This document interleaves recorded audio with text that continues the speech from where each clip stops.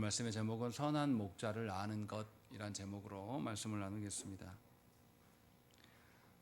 상대방이 누구인지 어떤 일을 하는지에 따라서 우리의 태도는 극명하게 달라집니다. 교회에 찾아온 사람들 중에도 예수를 믿기 위해서 오는 사람도 있지만 교회를 통해 자신의 유익을 누리고자 하는 사람도 있습니다. 또 더 나아가서 교회를 찾아오는 목적이 성도를 빼앗아가기 위해서 도둑질하기 위해서 오는 자들도 있습니다.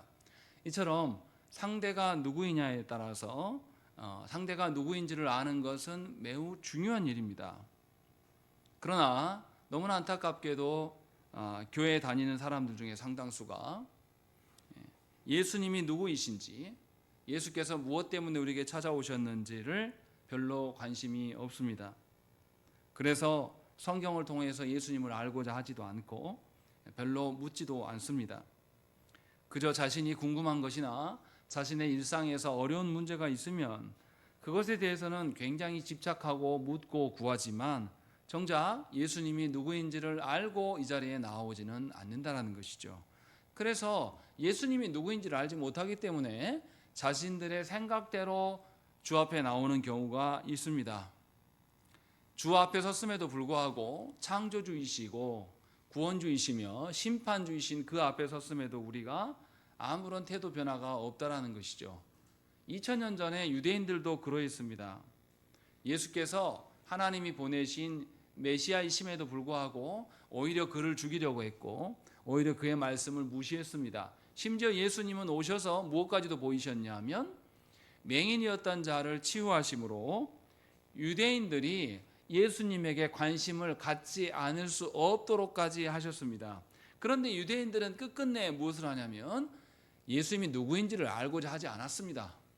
그저 자신들이 보기에 이런 사람일 것이다 라고 추정했고 그런 사람에 대해서 증언해 주기를 위하여서 눈을 뜬 맹인에게 압박했고 맹인의 부모까지도 찾아서 압박했으며 바리새인들에게도 무엇인가를 듣고자 했습니다. 그러나 이들은 아무것도 얻지 못했습니다. 이상한 점은 뭐냐면 그러한 자들에게 예수님은 다시금 자신이 누구인지를 밝히신다라는 점이죠. 이것은 우리와 비슷해요. 우리는 원래부터 예수님에 대해서 관심이 없습니다. 수십 년간 예수를 믿었음에도 불구하고 예수님이 누구이시며 하나님으로서 그가 누구이시며 또 사람으로서 그가 누구이시며 또 예수께서 구원주로서 누구이신가에 대해서 조국교회 성도들은 알려고 하지 않습니다. 그런데 놀라운 것은 하나님은 그런 우리들에게 계속해서 자신을 드러내 보이신다라는 것이죠. 그래서 지난주에 우리는 뭘 봤습니까? 1절부터 10절 사이에 주님이 누구라고 스스로 밝히십니까? 양의 문이시다 라고 주님은 자기 자신을 밝히셨습니다. 그래서 양들은 양의 우리 안에 있을 때나 밖에 있을 때나 뭘 안다고 이야기했습니까? 목자이신 그 목자의 음성을 알고 목자를 따라간다. 그리고 그 목자를 따라갈 때에 많은 꼴을 얻을 수 있다라는 것을 분명하게 주님이 밝히셨습니다. 이제는 11절부터 주님이 또다시 자기 자신을 계시하시는데 주님은 자기 자신을 선한 목자라고 말씀하십니다. 그렇게 해서 교회 안에 들어온 거짓된 자, 거짓된 목자와 삭군과 비교하면서 구별해야 될 것들을 우리에게 요청하십니다. 누가 진정으로 목자이신 선한 목자이신 예수님을 증언하는 것인가? 또 선한 목자이신 예수님은 누구신가를 오늘 본문을 통해서 발견해야 됩니다. 그러할 때에 우리는 주님 앞에 합당한 태도로 주님을 따를 때 합당한 태도로 따를 수가 있는 것입니다. 분명하게 앞에서 예수님은 양의 문이시다고 밝히셨어요. 예수님은 친히 자기 양들의 이름을 부르시고 그들을 우리 밖으로 끌어내셔요. 왜 끌어내십니까? 우리 안이 훨씬 안전하고 좋은데 왜 우리 밖으로 끌어내십니까? 시편 23편을 생각하면 됩니다. 주께서 양들을 어디로 이끄십니까? 푸른 초장으로 이끄시는데 그 푸른 초장으로 올라가는 과정 중에 반드시 뭘 거쳐야 돼요? 사망의 음침한 골짜기를 거칠 수밖에 없다라는 것이죠. 그러나 그 사망의 음침한 골짜기를 지나간다고 할지라도 주께서 막대기와 지팡이로 나를 지키신다고 분명하게 말씀하십니다. 우리의 맹수들, 우리의 양들을 찢어 먹으려고 하는 그런 자들을 주님께서 친히 지키시기 때문에 양들은 우리 밖에 나와서도 누구를 따릅니까? 예수 그리스도를 따를 수밖에 없다라고 말씀하고 있는 것입니다. 그래서 끝까지 주님을 따라가는 자가 푸른 초장 위에서 먹고 맑은 시냇물가에서 마실 수 있음을 고백하는 것이 시편 23편의 말씀이고 또 우리가 지난주에 보았던 말씀입니다. 그래서 주님을 따르는 자, 주의 음성을 듣고 따르는 자는 꼴만 먹는 게 아니라 무엇도 얻습니까? 생명도 얻게 된다라고 분명하게 말씀하고 있어요. 그래서 예수님이 양의 문이시다라는 것을 우리에게 일러주셨습니다. 이제는 주님이 선한 목자라고 말씀하십니다. 그런데 이 선하다라는 것은 앞에서 지난 10절까지 지난주에 보았던 10절에서 말해주는 주님이 원수들로부터 지켜주시고 꼴을 먹여주시기 때문에 선하다라고 말하지는 않습니다. 주님이 선한 목자 되심의 다른 측면을 말씀해 주는 것이 11절의 말씀입니다. 우리 한번 읽겠습니다. 시작.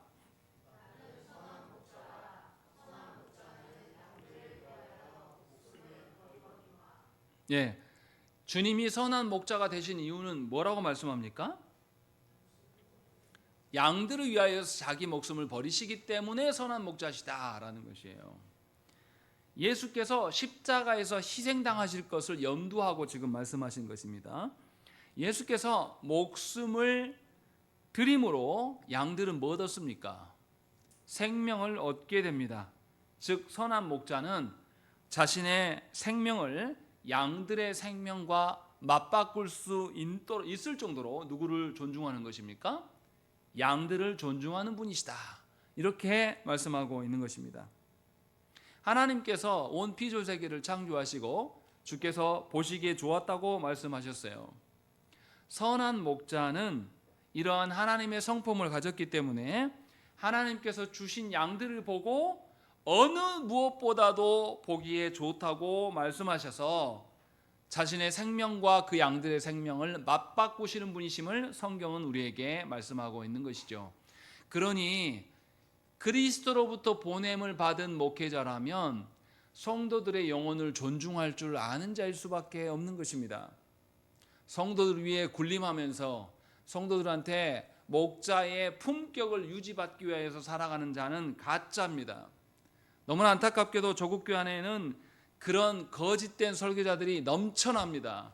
문제는 성도들이 여전히 그런 목자에게 가서 머리를 조아리면서 여전히 그 우리를 떠나지 못하는 것이 우리의 현실이에요.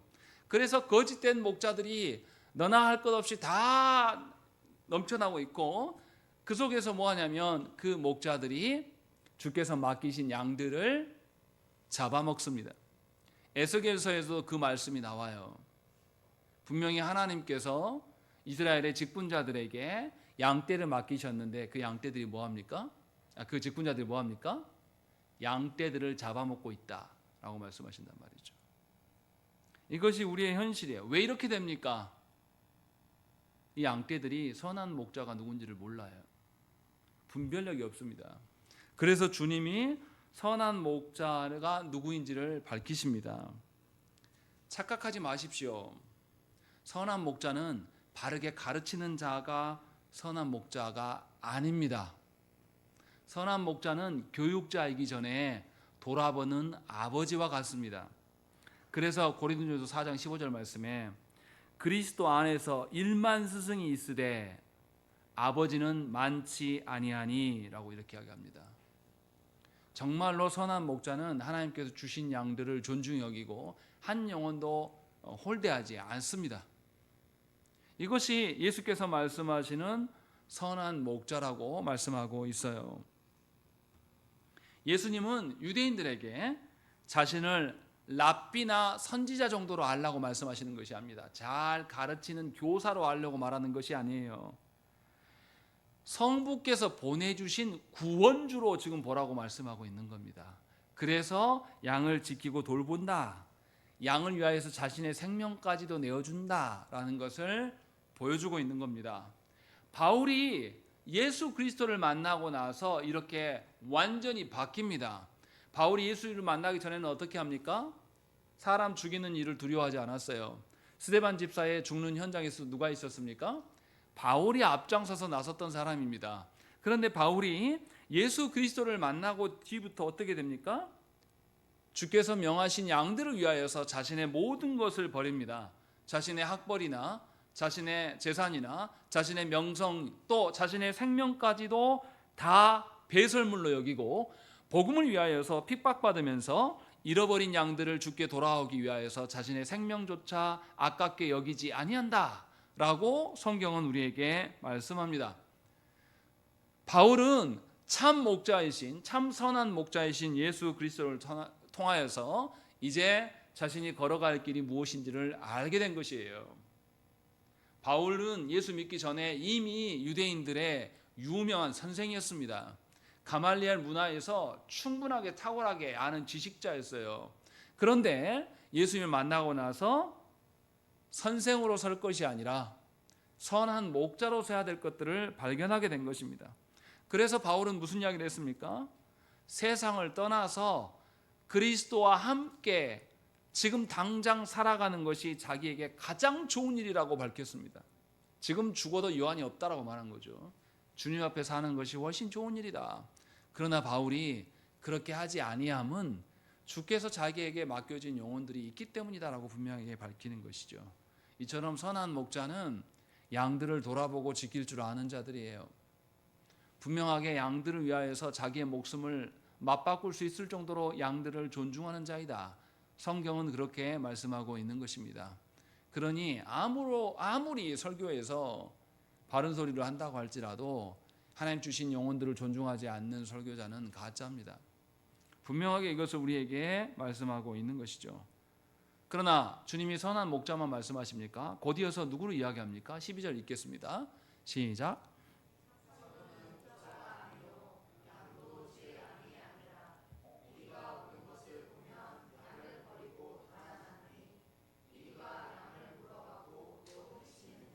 예, 삭구는 선한 목자가 아니다라고 말씀합니다. 우선 삭구는 선한 것을 고사하고 목자 자체가 아닙니다.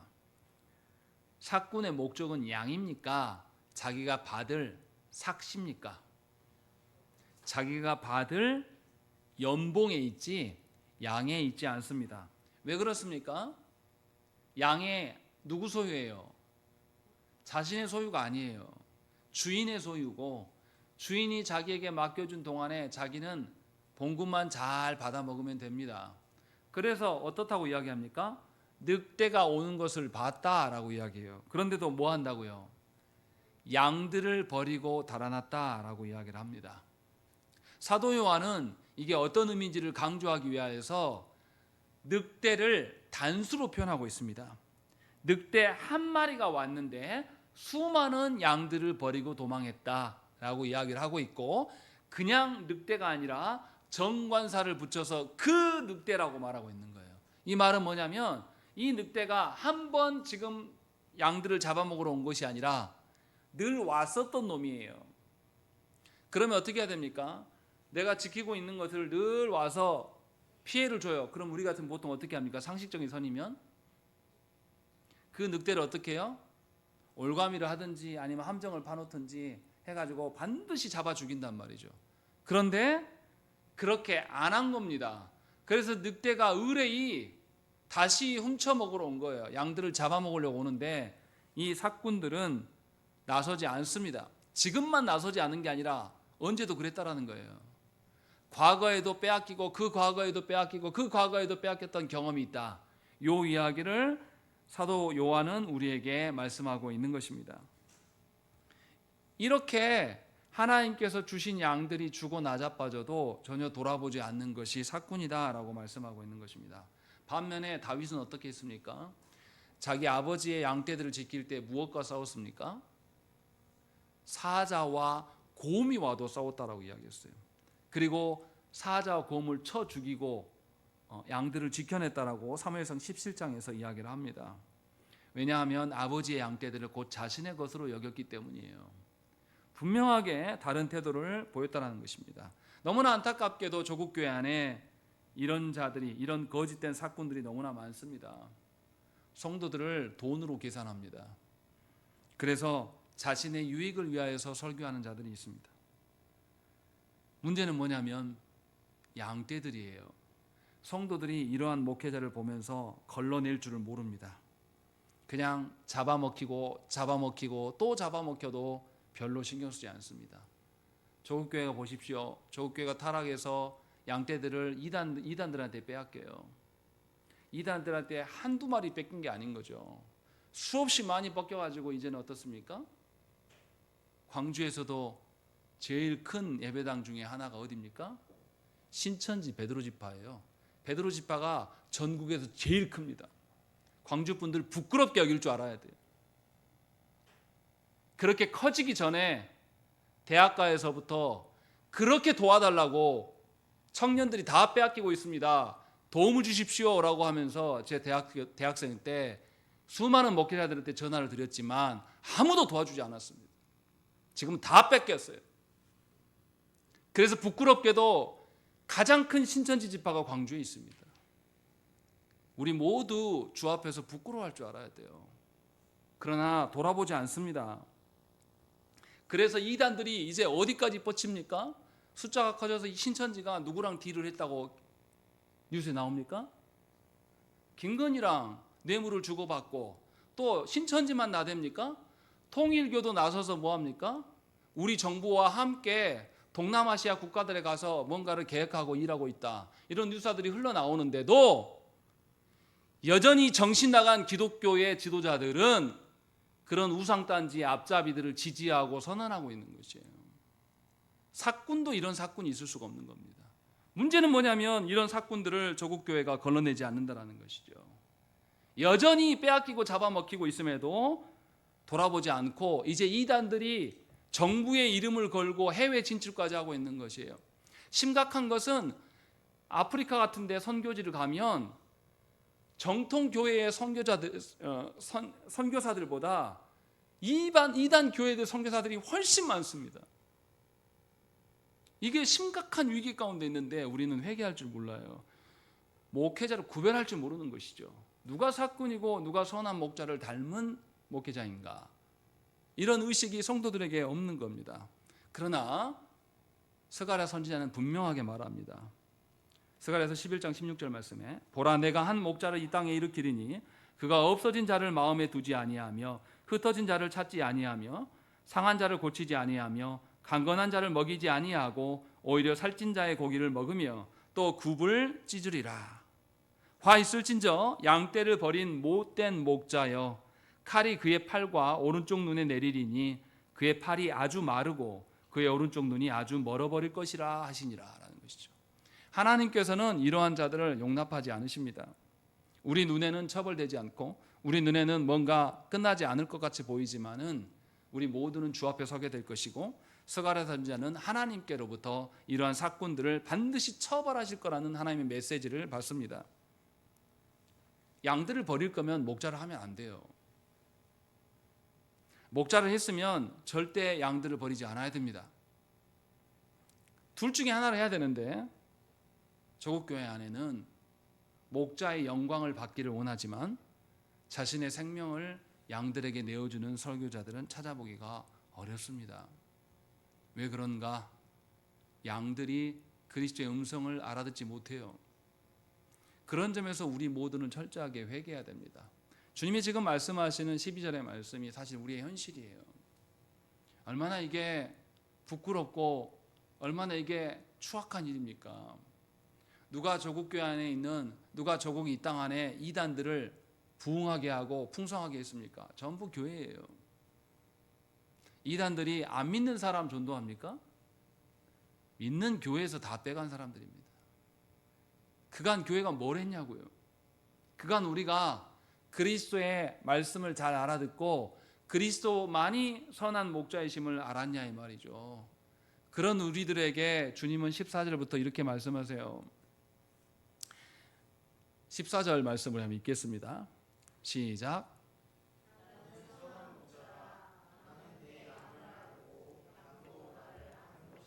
예.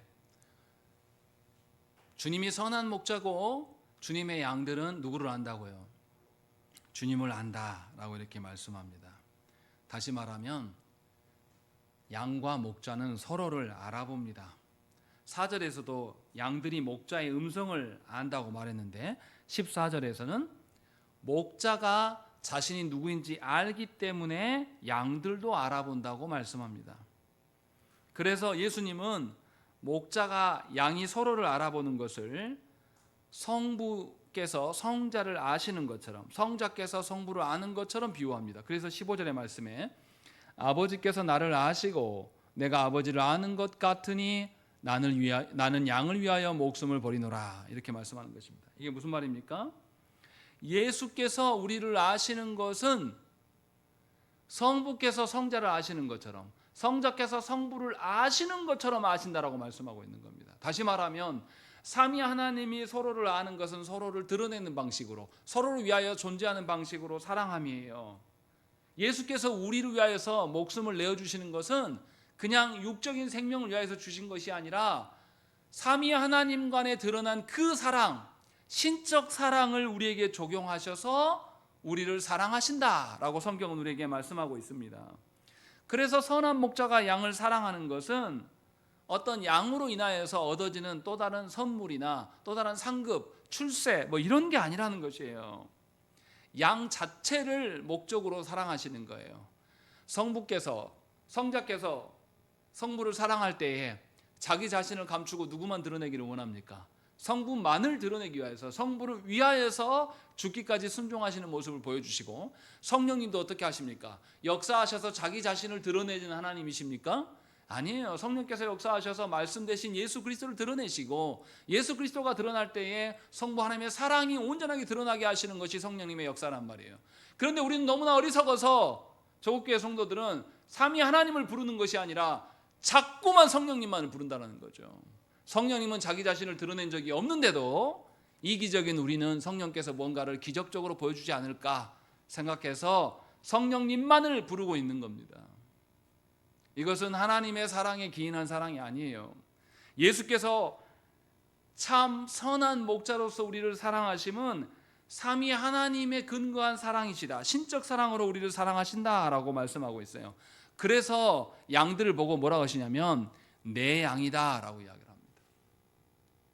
나의 양, 나로 말미암은 양이다 라고 14절에 이야기를 하는 거죠.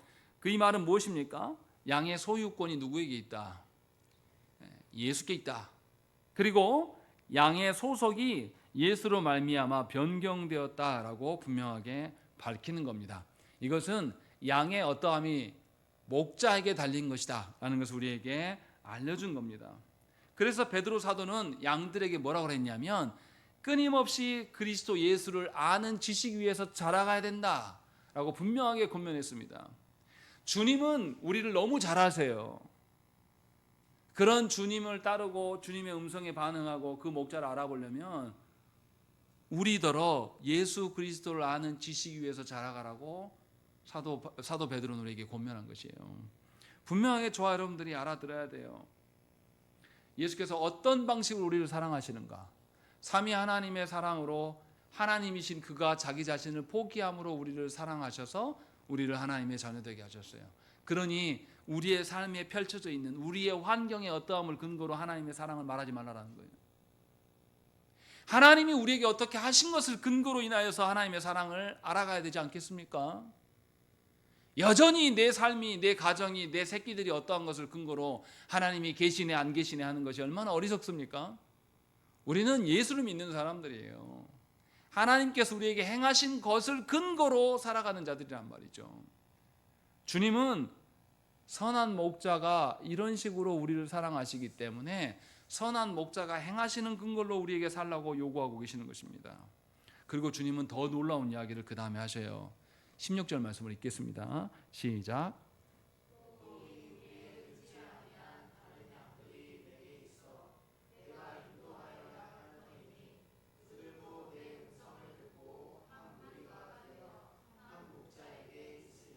예, 주님은 우리 밖에 다른 영들도 있다고 지금 말씀하고 있는 것이에요.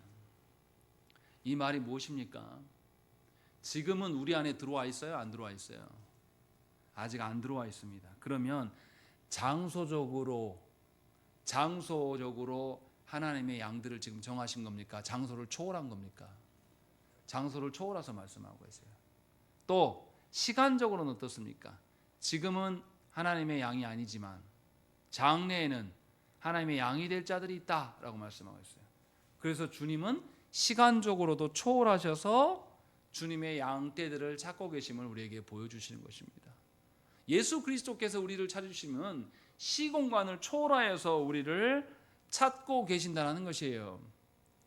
그 주님이 시공간을 초월하여서 우리를 찾고 계시기 때문에 우리 역시도 그리스도의 사랑에 근거하여서 주님의 양된 자들을 찾아 나서야 되는 것이 당연한 일이다 라고 지금 말씀하고 있는 것이죠.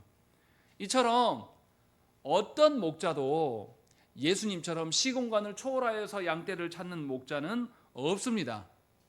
그래서 우리는 오직 예수로만 하나님께 나아가야 되는 거예요. 예수 아닌 다른 것을 첨가할 수가 없는 것입니다. 그래서 예수를 믿으면서 절대 사람을 추종하면 안 됩니다. 특별히 교회 안에서 어떤 목사를 추종하는 사람들은 하나님과 무관한 자들입니다.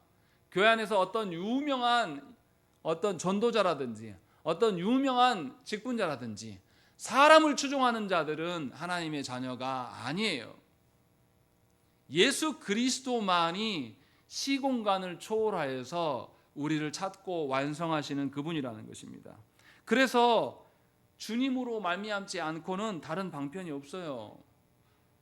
그런데 조국 교회는 지금 뭐 합니까? 교회 와서 뭘 따져요? 혈통을 따진단 말이에요. 교회가 세습을 한단 말이에요. 육적인 혈통이 그리스도의 핏값을 능가하는 일이 벌어지고 있는 겁니다. 또 어떻습니까? 교회 안에서 민족주의를 말해요. 교회 안에서 국가주의를 말합니까? 또 교회 안에서 지역이 어떻다, 고향이 어디냐 이런 거 물어본단 말이죠. 또 학벌이 어떠한가? 요즘에는 뭐가 심각합니까? 교회 안에 와서 공사나 된다 안 된다 이 짓거리를 하고 있는 거예요. 이데올로기로 하나님의 교회를 찢어내려고 하는 겁니다. 이데올로기로 하나님의 교회를 하나 되게 할 수 있습니까? 성경은 분명하게 선한 목자 되신 예수 그리스도 외에는 교회에 하나됨은 있을 수 없다고 말씀하고 있는 거예요. 그런데 교회 안에 또 다른 무리들을 만들어낸단 말이죠. 그 사람들은 다 사꾼이라고 말씀하고 있는 거예요. 교회 안에서 공산주의가 어쩌고 저쩌고 말하는 목사들은 목사가 아니에요.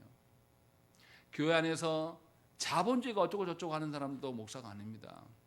교회 안에서 내가 보니까 이런 보험이 들면 좋다네, 보험을 추정하고 보험을 팔아 제끼는 사람들도 하나님의 양이 아니에요. 그리스도만으로 인하여서 우리는 하나 될 수가 있고 교회의 온전함을 이야기할 수가 있는 겁니다. 그래서 구별하셔야 돼요. 교회는 그리스도를 빼고 나서는 교회가 아니에요. 여러분들 착각하지 마세요. 하나님 나라 가서도 자꾸만 혈통적으로 하나님 나라 가서도 우리 혈육을 찾겠다? 여러분들은 그리스도의 핏값을 아무것도 모르는 자들입니다. 여러분들의 자녀와 여러분들의 배우자를 바라보면서 육적인 혈육으로 보지 마시고 그리스도의 핏값으로, 그리스도만으로 하나 되는 그런 공동체임을 기억하시고 그렇게 양육해 가셔야 한다는 것이죠. 그것을 지금 말씀하고 있어요. 그래서 주님이 더 확신적인 이야기 두 가지를 이어서 하십니다. 17절 말씀, 18절 말씀 우리 두 절 읽겠습니다. 시작.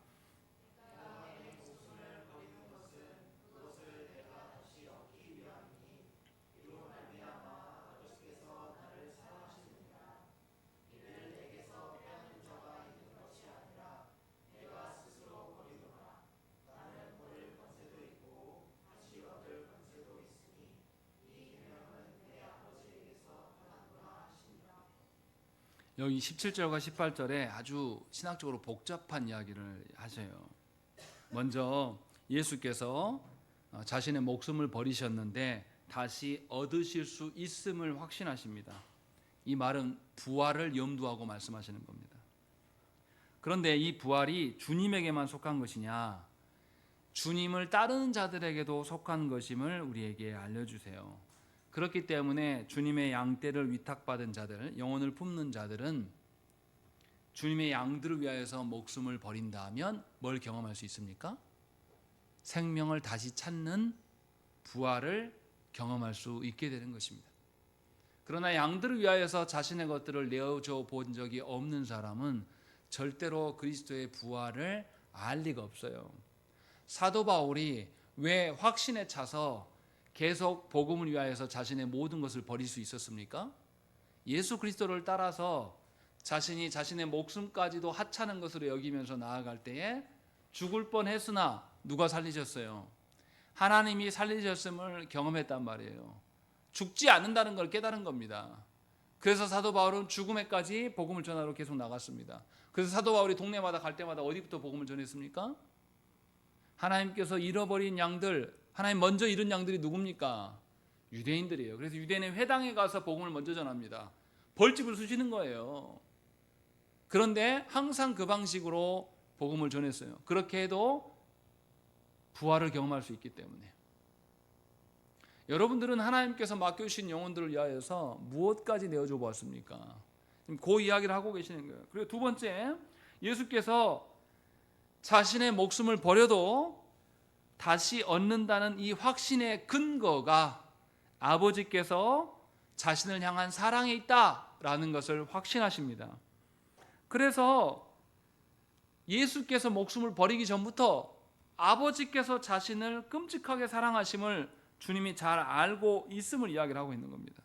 그래서 아버지의 사랑이 아들에게 가고 아들의 순종이 또 아버지에게 가는 이렇게 순환적인 사랑의 모습이 무엇인지를 삼위 하나님께서 우리에게 보여주시는 것입니다. 그래서 예수님은 아버지의 사랑이 자신의 생명보다 더 중요했어요. 그래서 바울도 예수의 죽으심을 아버지의 사랑이 확증되는 것이다라고 이해를 했습니다. 그래서 자신도 죽을 수 있었던 것이고 죽음에 이를 때에 아버지의 사랑이 예수 그리스도로 말미암아 자신에게 전달되는 것을 경험하게 된 겁니다. 그래서 이 순환적인 사랑, 내 것을 내어버렸을 때에 내 안에 그리스도가 살고 그리스도께서 사시는 것을 통하여서 성부 하나님의 사랑이 내 안에 충만해지는 것을 경험하기 때문에 양들을 위하여서 자신의 것들을 희생하며 내어줄 수가 있는 것이에요. 그것을 지금 말씀하고 있는 것입니다. 그래서 예수님의 죽으심은 어쩔 수 없이 죽으신 것이 아니에요. 예수님의 죽으심은 하나님을 사랑하여서 순종하심이라고 성경은 우리에게 말씀하고 있는 것입니다. 그래서 18절에 뭐라고 합니까? 나는 버릴 권세도 있고 다시 얻을 권세도 있다라고 이야기합니다. 버리기도 하고 생명을 취할 수 있는 권세도 다 갖고 있다. 그러니까 예수님이 십자가에서 죽으심은 우리의 죄값으로 어쩔 수 없이 죽는 측면도 있겠으나 기꺼이 죽으심에 이르는 능동적인 측면도 갖고 있다라는 것이죠. 그러니까 예수님의 죽으심은 오묘한 겁니다. 우리는 우리의 죄값으로 인하여서 어쩔 수 없이 형장의 이슬로 사라져야 돼요. 우리 죄값이 그러하기 때문에. 그러나 주님은 달라요. 주님은 생명을 내어줄 수 있는 권세도 갖고 계시지만 다시 가져올 수 있는 권세도 가지신 분이에요. 그래서 주님은 수동적이면서 능동적인 죽음을 택하신 겁니다. 우리에게는 없는 거예요. 이게 말이 됩니까? 우리가 수동적이면서 능동적일 때가 있어요? 우리는 수동적이면 수동적인 것이고 능동적이면 능동적인 하나밖에 할 수 없습니다. 그러나 주님은 수동적이면서 능동적인 그 순종을 우리에게 보여주셨습니다. 그래서 우리는 예수 그리스도 안에서만 성부 하나님께 나아가야 되는 것이에요. 예수님만이 하나님께 나아갈 수 있는 부활의 주님이 되심을 성경은 우리에게 말씀하고 있는 것이죠. 그래서 저와 여러분들이 그리스도 외에는 다른 터가 없는 거예요. 그리스도 외에는 다른 방법이 없다고 성경은 우리에게 말씀하고 있는 것입니다. 저와 여러분들이 그래서 자녀들에게 가장 값진 가치를 주는 것은 예수 그리스도예요. 예수 그리스도를 가르쳐주고 예수 그리스도를 통하여서 나의 것을 내어주는 그 방식. 육적인 어미와 아비니까 내가 너희들에게 요만큼 해줄란다 하면서 육적인 사랑을 전하는 것은 뭘 못 보게 하는 겁니까? 예수 그리스도의 순종을 못 보게 하는 어리석음이에요. 그러니 깨어나셔야 됩니다. 자녀들에게 그리스도의 어떠하심을 전달하려고 힘써야지 육적인 어떠함으로 전달하면 여러분들은 육적인 속물을 배양하는 것밖에 되지 않는다는 것입니다. 분명하게 주님은 우리에게 말씀하고 있어요. 그러니 저와 여러분들이 그리스도 앞에 서야 되는 것입니다. 그러나 너무나 안타깝게 오늘 본문 보십시오. 19절부터 21절 말씀에 뭐가 나옵니까? 유대인들이 또다시 분열을 합니다. 앞에서도 유대인들이 분열했잖아요. 주님의 말씀을 듣고 나서 야, 어떻게 저 사람이 안식일에 저러냐? 또 어떤 사람은 병 고치는 거는 하나님밖에 할 수밖에 없는 건데 이거 좋은 사람 아니야? 라고 하면서 계속 논쟁이 있었습니다. 그래서 이들이 누구를 찾아갔습니까? 바리새인들에게 찾아가서 해결 받습니까? 못 받습니까? 바리새인들까지도 헷갈렸어요. 그래서 다시 맹인을 불러다가 막 족쳤단 말이죠. 그래도 안 되니까 맹인의 부모를 족쳐서 어떻게 합니까? 너희 우리가 원하는 대로 말 안 하면 어떻게 하겠다고? 출교시켜버리겠다 라고 하면서 했으나 결론을 얻지 못했어요. 오늘 본문에 다시 그 이야기가 나옵니다. 이 말은 무엇입니까? 예수님의 말씀에 이들이 어떻게 대하고 있는가를 보여주는 것입니다. 두 부류가 나와요. 20절 말씀 보십시오. 읽겠습니다. 시작.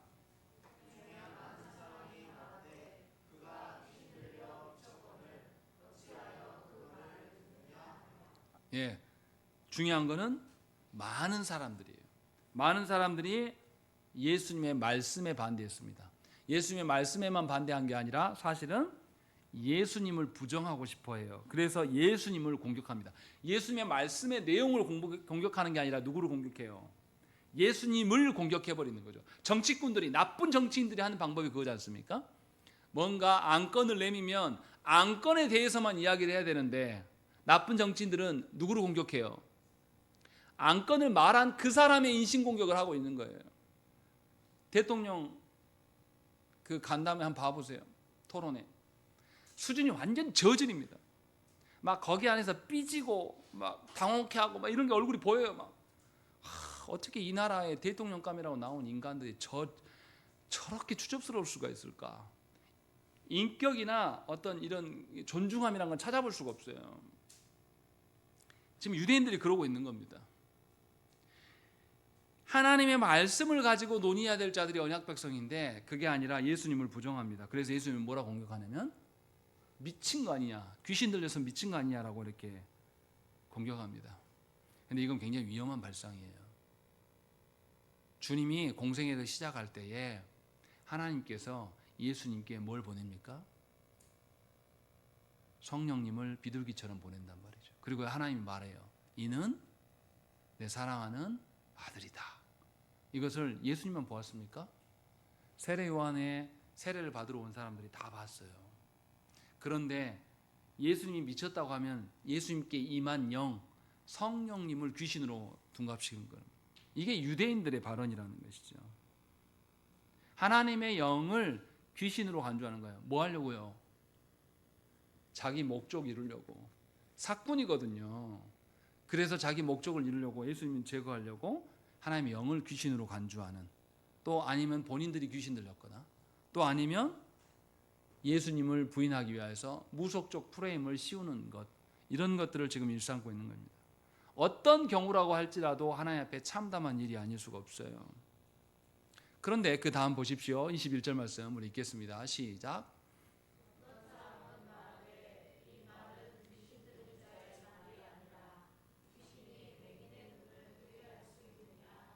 예, 앞에는 그 중에 많은 사람이라고 말했고 또 다른 무리는 뭐라고 말합니까? 어떤 사람은 이라고 해요. 그러니까 예수의 말씀에 조금 반응하는 사람이 극히 소수였다는 것이고, 놀랍게 무슨 이야기 합니까? 이 말은 귀신 들린 자의 말이 아니라 라고 되어 있어요. 이들이 뭐에 집중하고 있습니까? 예수님의 말씀에 집중하고 있는 것을 보여요. 얼마나 좋습니까? 그런데 정말 이들이 회개한 자들일까요? 21절 말씀 잘 보십시오. 이 말은 귀신 들린 자의 말이 아니라 귀신이 맹인의 눈을 뜨게 할 수 있느냐? 이렇게 한단 말이죠. 이들이 말씀, 예수님의 말씀의 진위 여부를 뭘로 판단하려고 하는 거예요? 기적으로 판단하는 거예요. 하나님의 말씀을 기적이 있냐 없냐로 판단할 수 있습니까? 그럴 수 없는 거예요. 하나님의 말씀이 기적보다 못한 거예요? 하나님의 말씀이 기적보다 훨씬 더 가치 있는 것이고 하나님이 어떠하심이란 말이죠. 그런데 이들은 뭐라고 그러냐면 기적을 근거로 하나님의 말씀을 판단하려고 하는 그 어리석음과 한계를 보여줍니다. 그러니까 이들도 사실 예수님 바로 알아보지 못하고 있다. 성경은 우리에게 말씀하고 있는 겁니다. 표나 마찬가지다. 이들도 그 소수 중에서도 말씀에 반응한 것처럼 보였으나 실제적으로는 주님을 알지 못한다라고 이야기를 하는 것이죠. 우리가 좋아하는, 현대인들이 좋아하는 다수결의 원리로 보면은 예수님은 어떤 사람이 돼버린 겁니까? 귀신 들려 미친 사람이 된 거예요. 우리가 그토록 좋아하는 다수결의 원리로 본다면. 그런데 하나님의 역사가 민주주의로 알 수 있습니까? 하나님의 역사가 교회의 어떤 다수결의 원리로 알 수 있는 거예요? 그럴 수 없다고 우리에게 알려주는 것입니다. 예수님은 기적을 통해서 모든 것을 입증하는 분이 아니에요. 그런데도 사람들은 어떻게 생각하냐면 예수님을 자신들이 알고 있는 안식일 규례로 주님을 평가했습니다.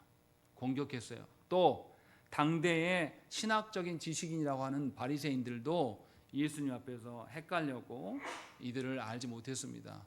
그래서 결과적으로 사람들의 대부분이 예수님을 귀신 들린 사람으로 몰아가고 있어요. 그런데도 주님은 이 사람들 앞에서 자신을 계시하십니다. 왜냐하면 주님은 그 누구보다도 뭘 존중하기 때문에, 그 누구보다도 자신의 생명을 내어줄 정도로 뭘 존중하기 때문에, 양들을 존중하고 사랑하시기 때문에 양들이 들이받고 양들이 자신을 귀신 들린 자로 몰아세워도 다시금 하나님의 말씀을 당신을 계시하여 주심으로 우리에게 알리신다라는 것이죠. 여러분들은 하나님의 말씀을 존중하고 살아갑니까? 평생에 하나님의 말씀이 여러분들 지켜줄 거라고 믿냐 이 말이에요. 우리 그렇지 않지 않습니까? 하나님의 말씀보다도 우리 시대의 대세를 따르기를 좋아하지 않습니까? 사람들이 많이 하는 거 보면 우리 교회도 했으면 좋겠다. 사람들이 많이 가는 거 있으면 나도 저거 해보고 싶은데 저거 못하면 마치 큰일 난 것처럼 우리 그렇게 살지 않습니까?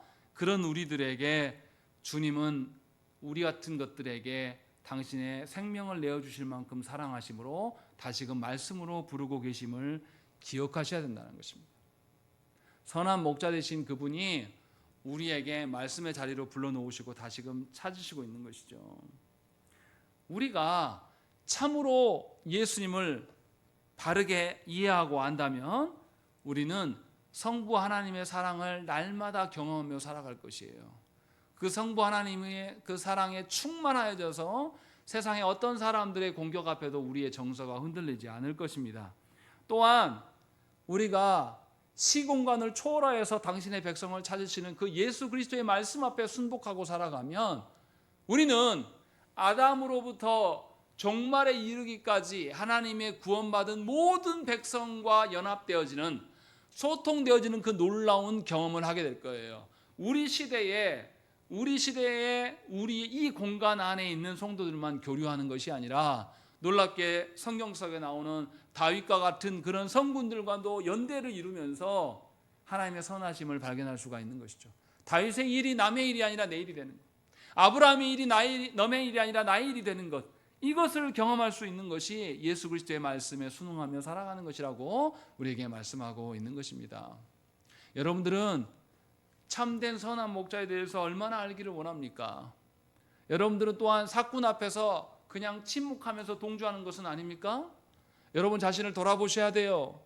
여러분 주변에 있는 깨닫지 못하는 자들에게도 알려야 됩니다. 교회는 선한 목자 외로는 다른 방법이 없어요. 교회의 교회됨은 선한 목자 되신 예수 그리스도 외에는 다른 방법이 없습니다. 그러니 예수 그리스도를 찾는 일에 힘쓰고 애쓰셔야 됩니다. 여러분들이 속한 교회 안에 예수 그리스도의 말씀이 선포되지 않는 일에 대해서 놀라워해야 돼요. 진실로 하나님께서 오늘도 우리 같은 것들에게 말씀의 자리로 부르신 것이 여전히 소망이 있는 것이고 하나님의 그 사랑이 있는 것임을 기억하셔서 말씀의 자리에서 예수 그리스도를 발견할 수 있기를 간절히 기도하셔야 될 줄로 믿습니다. 우리 함께 기도하겠습니다.